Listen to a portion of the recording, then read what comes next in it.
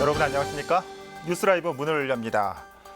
올가을 들어 가장 추운 날씨, 시민의 발인 대중교통도 얼어붙은 모습입니다.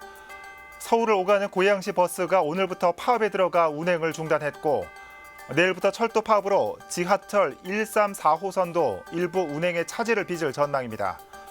출퇴근 시, 외출 시 대중교통 정보를 미리 확인하셔야겠습니다. 11월 19일 뉴스라이브 지금부터 시작합니다. 오늘의 헤드라인입니다. 장애인 콜택시 사고 발생 건수가 매년 늘고 있는 것으로 나타났습니다. 사고의 절반가량이 운전자의 부주의였습니다. 지난달 오류동역의 한 지상철로로 잘못 들어선 여고생이 열차에 치여 숨졌습니다. 선로로 바로 진입할 수 있는 구조적 문제가 지적되고 있습니다. 서울시의회 행정사무감사에서 성산자동차학원 부지 공원화에 서울시가 나서야 한다는 주장이 제기됐습니다. 같은 아파트 단지가 두 개의 행정구역으로 나뉘면서 주민 불편이 잇따르고 있습니다. 지자체 간 힘겨루기로 구역 재편도 힘든 상황입니다.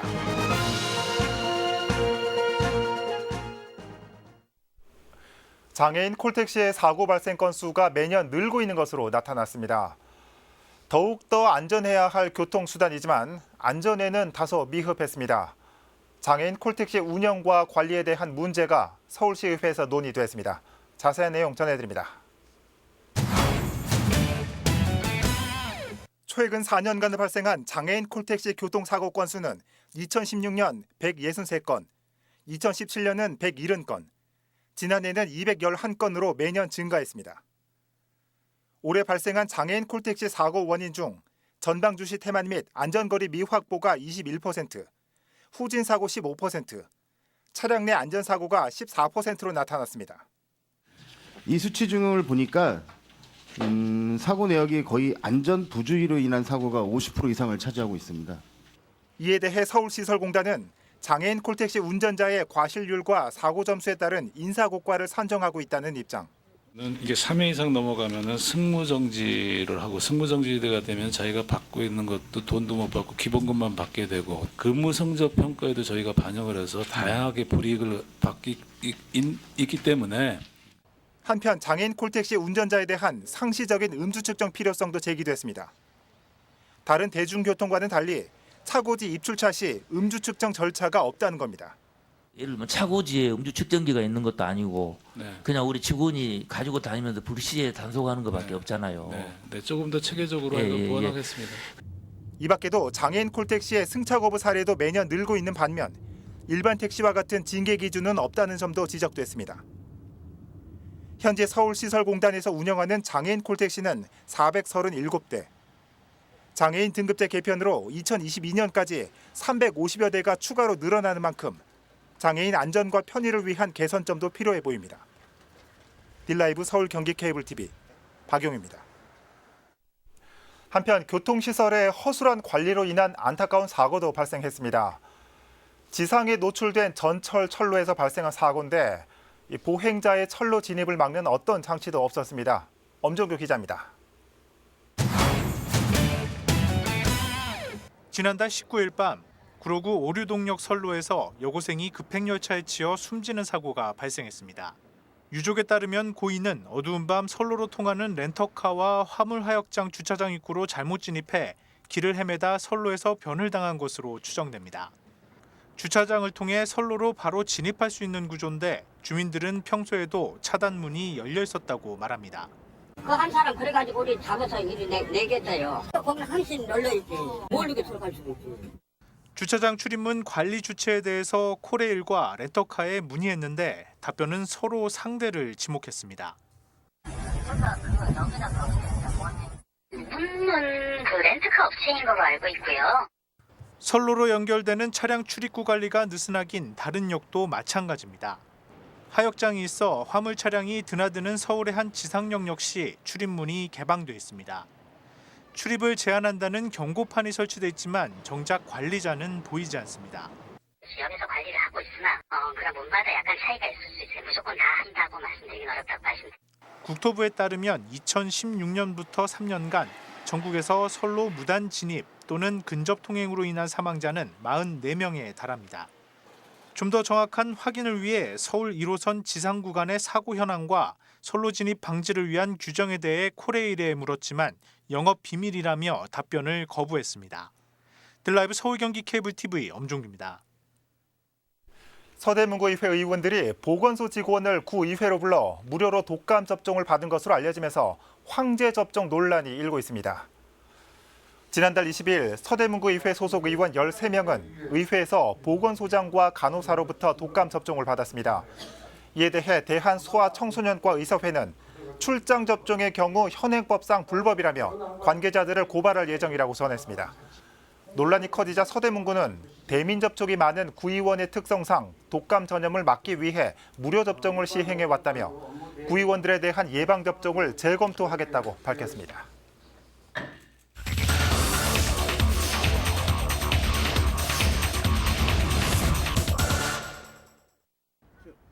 칠계천을 사이에 두고 행정구역이 두 곳으로 나뉜 곳이 있습니다. 저를 기준으로 우측이 경기도 의정부시이고 좌측이 서울시 노원구인데요.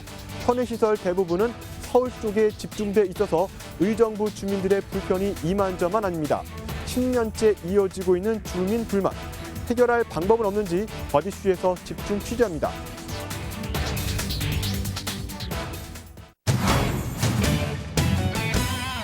이른 아침 등교 시간, 초등학생들이 학교로 향합니다. 여느 통학 풍경과 다를 바 없어 보이지만 사실 이 아파트 초등학생 가운데 절반가량은 집 앞에 있는 학교를 두고도 다른 지역 학교에 다니고 있습니다. 아파트부터 학교까지는 큰 길을 2번 이상 건너야 하기 때문에 저학년의 경우 부모들이 아이들을 통학시켜주고 있습니다. 갈 때마다 엄마 차 조심하라 그래요. 저기 다른 아파트보다 좀 머니까 좀 걱정하셔요.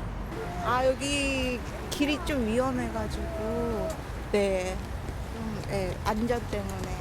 학생들이 수고로움을 겪는 이유는 행정구역 때문. 아파트 전체 4단지 가운데 2단지는 서울 노원구고 2단지는 의정부 장암동입니다. 길 하나를 두고 두 지자체로 나뉜 아파트.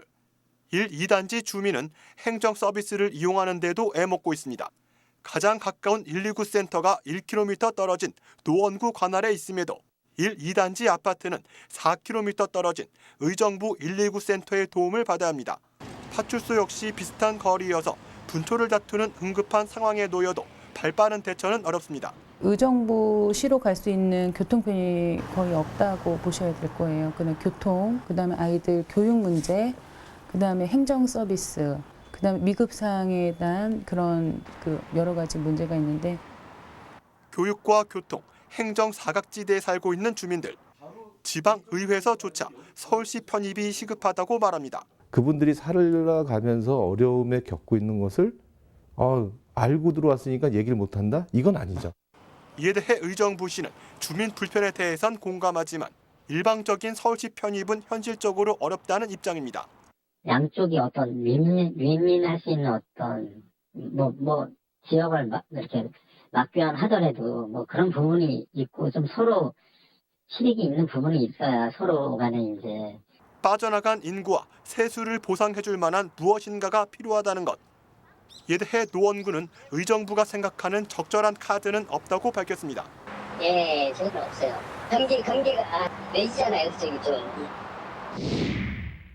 전문가들은 주민 불편은 외면한 채 이익에만 급급한 행정이라 꼬집습니다. 길 하나 사이에 두고 복지 서비스가 달라지고 학군이 달라지고 그다음에 쓰레기 처리 비용도 달라지고 이런 것들은 누가 봐도 불합리하거든요. 지자체 이익 나눠 먹기에 희생양으로 이제 국민을 만드는 게 과연 타당하냐. 이익 논리 탓에 주민 복지는 뒷전으로 밀린 현실. 전문가는 대화와 양보가 필요하다고 설명했습니다. 선진국의 경우 한 발 물러선 지자체에게 세금 혜택 등의 인센티브를 주고 있는 만큼 정부가 나서 대책 마련을 고민해볼 시기라는 것입니다. 현실과는 동떨어진 행정구역 경계 조정 탓에 주민 불편을 겪고 있는 곳은 전국적으로 200여 곳입니다. 정부가 나서 행정구역 개편을 추진하고는 있지만 각 지자체마다 세수 등 이해관계가 달라서 얽힌 실타래를 풀기란 쉽진 않아 보이는데요. 전문가들은 행정의 기본은 주민 복지에 있는 만큼 협치와 상생이 필요한 때라고 강조합니다. 지금까지 어디씨였습니다.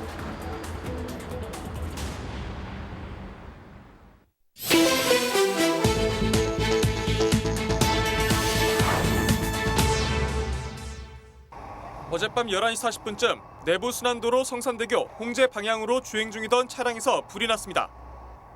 인명피해는 없었지만 차량의 엔진룸 등이 소실돼 소방서 추산 150만 원의 지산 피해가 발생했습니다.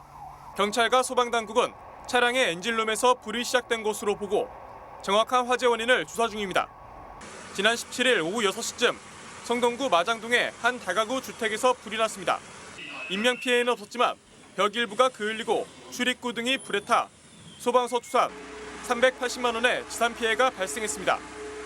소방당국은 거주자가 외출한 사이 애완용 고양이가 전자레인지를 작동시켜 불이 난 것으로 보고 있습니다. 뉴스라이브 사건 사고였습니다.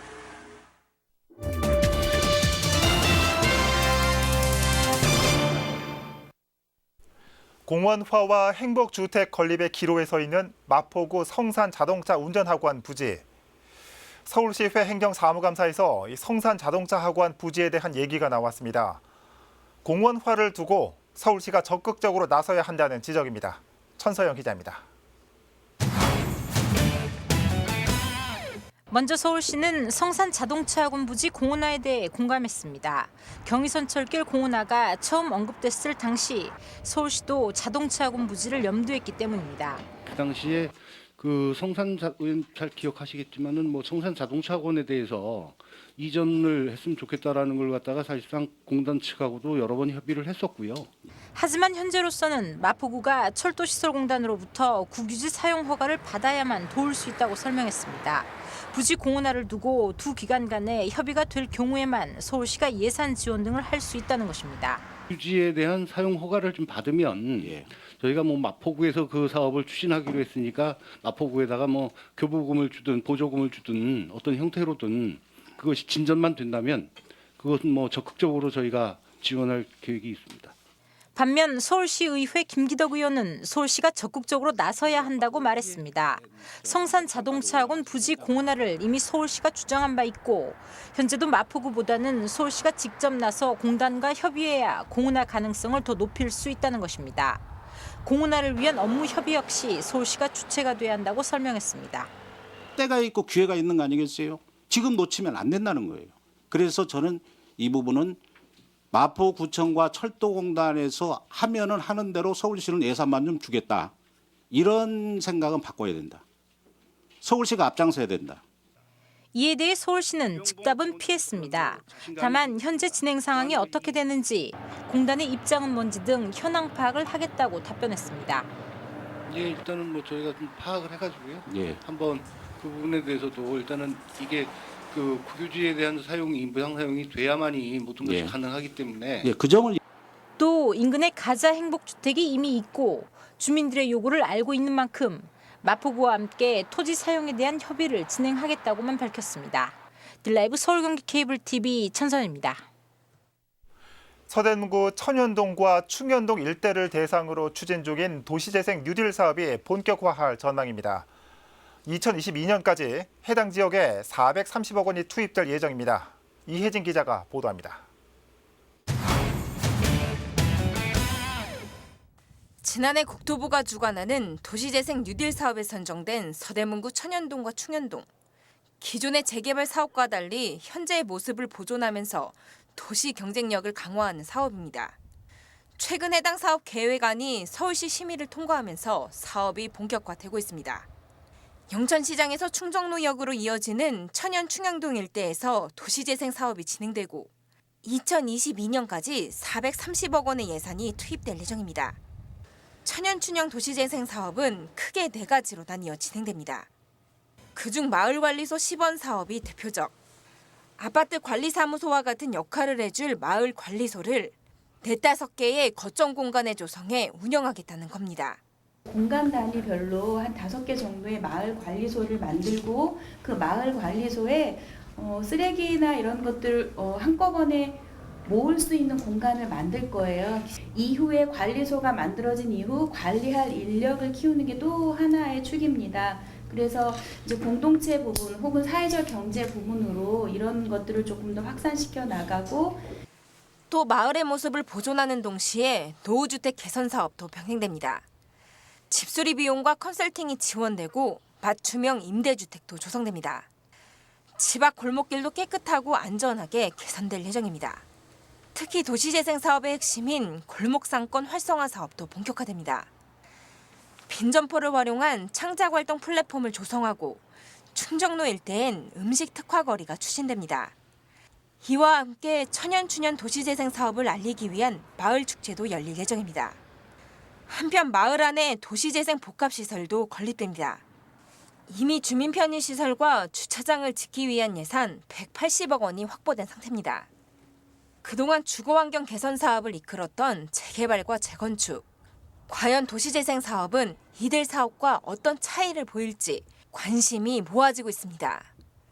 딜라이브 서울 경기 케이블 TV 이혜지입니다. 서울시를 시작으로 지역에 맞는 시민복지 기준선 마련이 확산되고 있는 추세입니다.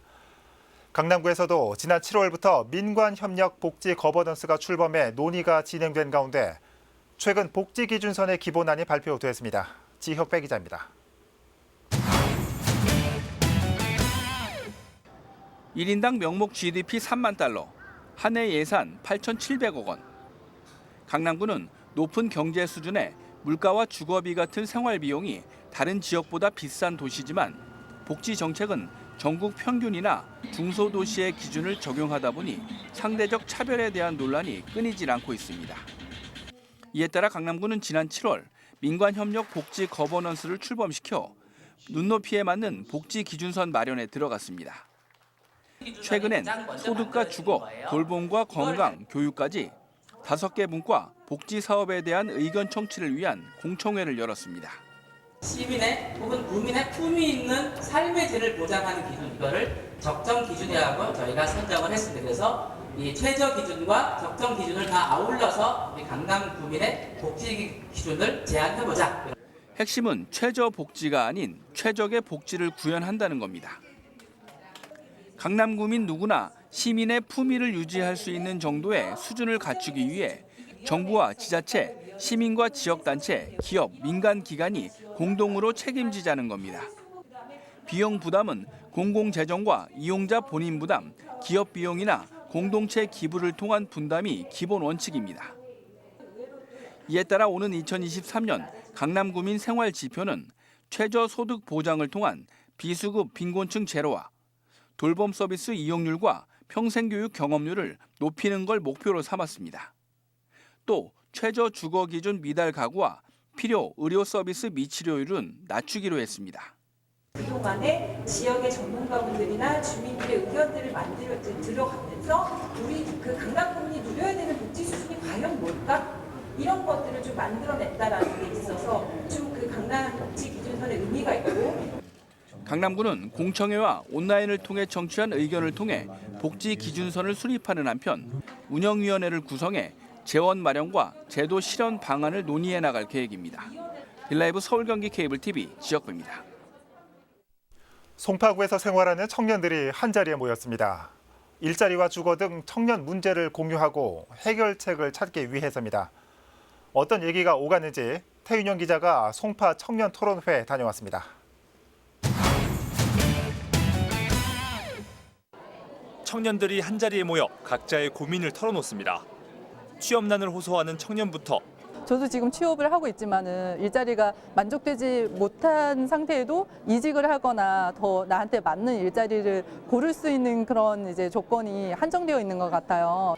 주거 마련을 위한 대출 규제 완화가 필요하다는 청년까지. 신업동에서 와이프랑 같이 공인중개사를 하고 있거든요. 취업 문제에 관한 얘기를 많이 듣거든요. LH, SH 아니면 중소기업 청년대출. 근데 그게 너무 규제가 너무 강하다 보니까. 송파구 생활권 청년들이 청년 문제를 공유하고 해결점을 찾기 위해 머리를 맞댔습니다. 송파구가 나서 마련한 대규모 청년 토론회는 이번이 처음입니다. 참가자 200명은 일자리와 주거 등 사전 간담회를 거쳐 발굴한 의제를 중점으로 토론을 이어갔습니다. 처음 만난 사람들도 많은데도 그동안 가지고 있었던 문제점을 이렇게 자유롭게 얘기할 수 있는 장이 되니까 또 해결한 방안도 이제 찾게 되고 그래서. 이번 토론회는 지난 4월 제정된 송파 청년정책 기본 조례안에 따라 마련됐습니다. 송파 청년 네트워크를 결성하고 토론회를 거쳐 청년들이 주도적으로 정책 개발에 나서는 게 조례의 주요 골자입니다. 그동안 소외됐던 청년 문제를 둘러보고 정책을 발굴하기 위한 자리라는 점에서 송파구가 거는 기대는 큽니다. 이번 토론회를 통해서 청년들이 적극적으로 목소리를 냈습니다. 일자리는 물론 문화와 주거 등 사회 각 분야에서 말뿐이 아닌 실효성 있는 해결 방안이 나올 수 있을 것이라 기대합니다. 토론에서 나온 의견들은 우선순위에 따라 송파 청년 네트워크의 추가 논의를 거쳐 내년 3월 구체화될 전망입니다. 딜라이브 서울 경기 케이블 TV 태윤영입니다. 종로구는 지난 15일 한국방송통신대학교 열린관 3층에서 구민을 위한 열린 학습 공간 평생교육센터 개관식을 가졌습니다. 평생학습 동아리 해금반의 연주로 시작된 개관 행사는 기념식과 함께 도울 김용옥 선생이 4차 산업혁명과 100세 시대에서 배움의 즐거움을 주제로 한 특강이 펼쳐졌습니다. 7개 동네 배움터와 9개 평생학습 동아리팀이 참여한 성과 공유회에서는 신앙송 등 4개 발표와 작품이 전시됐습니다. 종로구 평생교육센터는 평생학습관과 진로직업체험지원센터, 동아리실과 자료실을 갖췄습니다. 성북구가 2년 연속으로 하수 악취 저감 우수 자치구로 선정됐습니다. 성북구는 악취 저감 장치 설치와 정화조 모니터링 시스템 운영 등 5개 분야에서 높은 평가를 받았습니다. 서울시가 주관하는 하수 악취 저감 추진 자치구 평가는 쾌적한 도심 환경을 조성하기 위해 매년 25개 자치구를 대상으로 진행됩니다.